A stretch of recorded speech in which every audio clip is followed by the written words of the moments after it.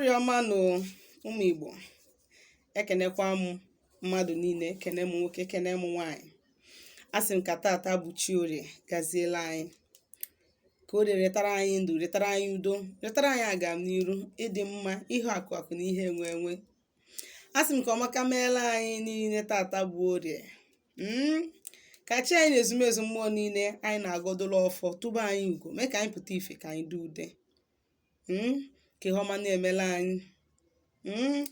Asị m na onye ọbụla si na anyị akwarọ anyị etero.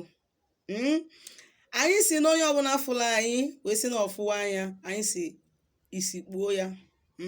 Ọfụla anyị lụta nwa ya nwụrụ anwụ ọzọ nkwa, egbebelu ugobelu, nke si bi ebe na nkụkwa ya.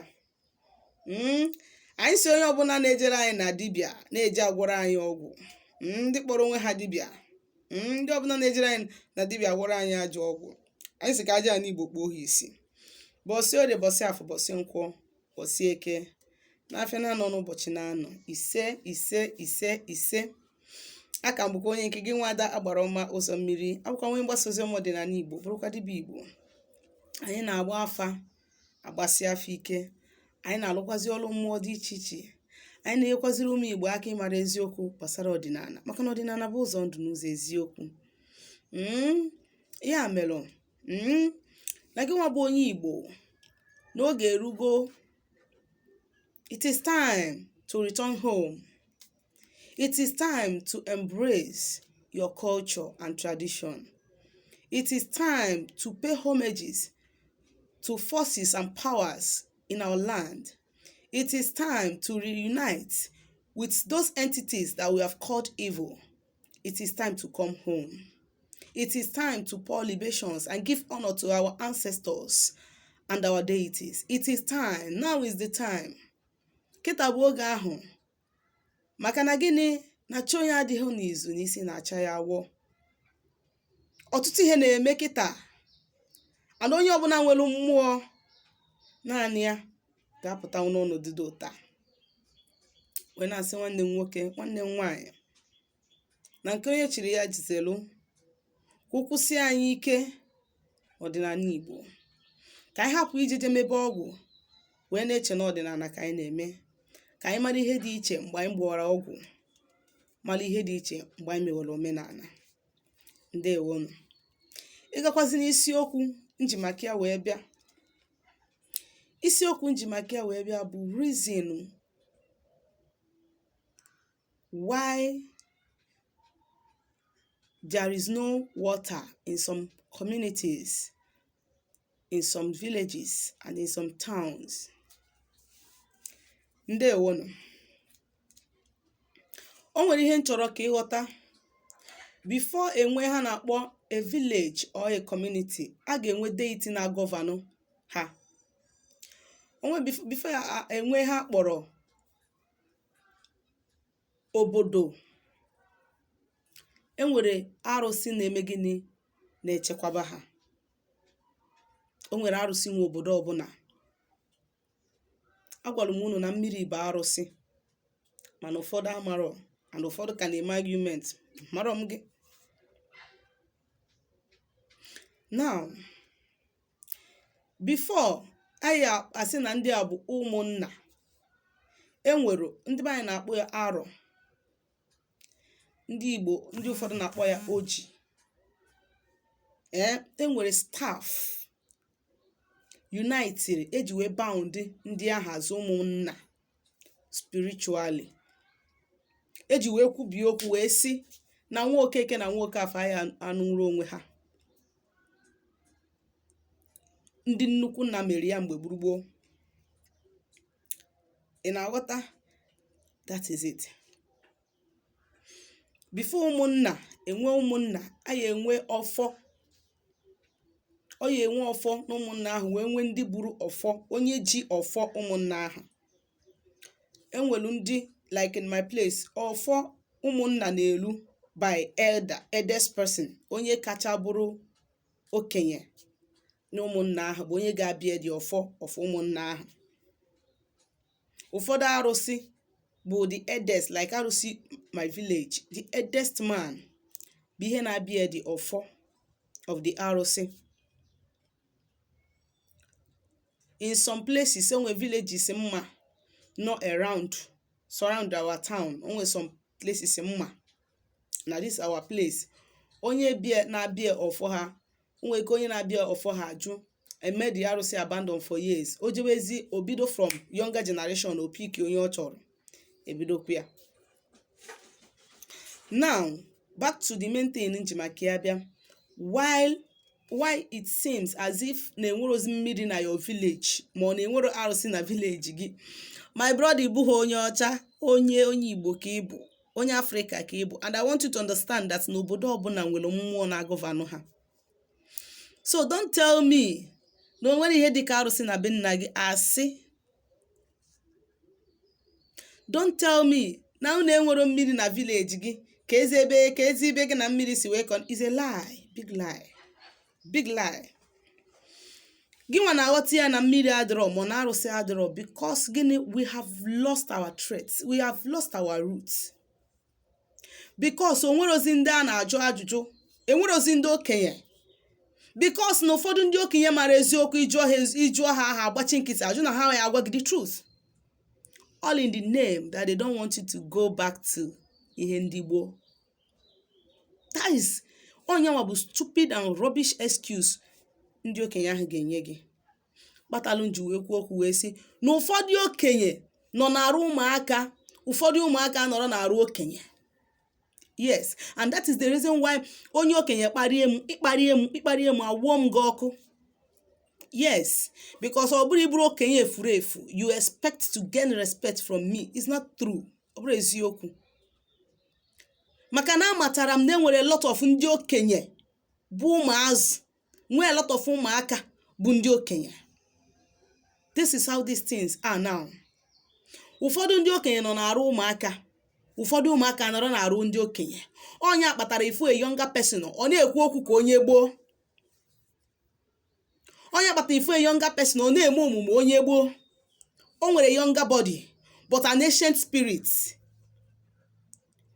Mana enwere ọtụtụ okenye nwere old body but spirit ụmụaka. Ụfọdụ obodo ifuru na mmiri adịrọzi tata bụ mmetọ ka emetọrọ ya. Ụfọdụ obodo alaikiri ebe mmiri ha jeje puo. Nwaanyị nọ na nsọ na-eje na-asa akwa asa period ya ebe ahụ. Anyị ma na mmiri na-asọ nonsense, mmiri na-asọ deti. Onye nọ na nsọ pụta na mmiri ndị mmadụ kwesịrị na-aṅụ, mmiri kwesịrị ikuru iku na ụlọ iwelu nke ya eji wee sa period gị saa ya. Ha bịa chiri ihe ha ji wee nọ na nsọ eje na mmiri bum. Onye sie nni ofe gbara ụka, ọ mara na ọ ya awụfu ya tụnata mmiri ụlọ saa ya, o buru ya bịa na mmiri bum. Ewe metogide mmiri, mmiri apụọ. Mmiri apụọ. Maka na ọ bụ ka mmiri ahụ rise in anger, o jide obodo a niile ọza ha. Mmiri onye ka eji wee sị na mmiri dị peaceful. Mmiri eme gịnị? Mmiri apụọ.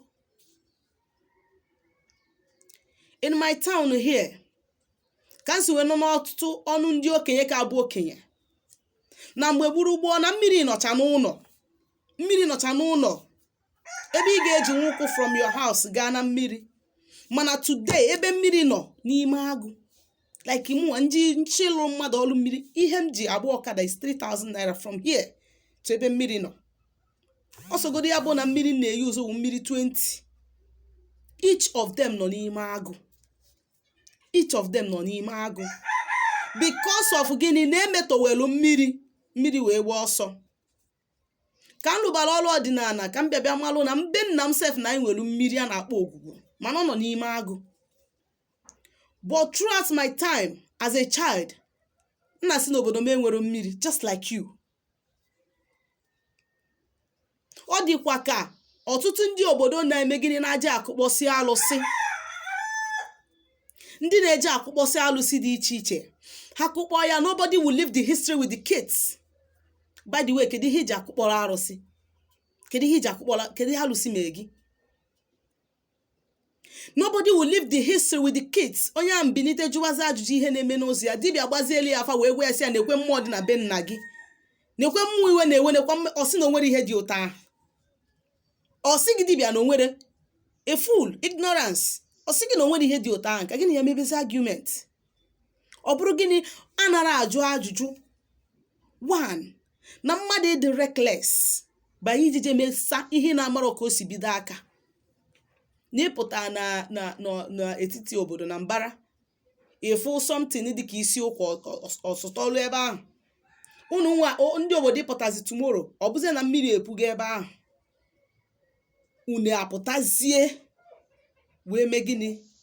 Ị chọzie ka imetọwa such thing ma ka ị chụọ ọnya ihe na-amara ka o si bịa.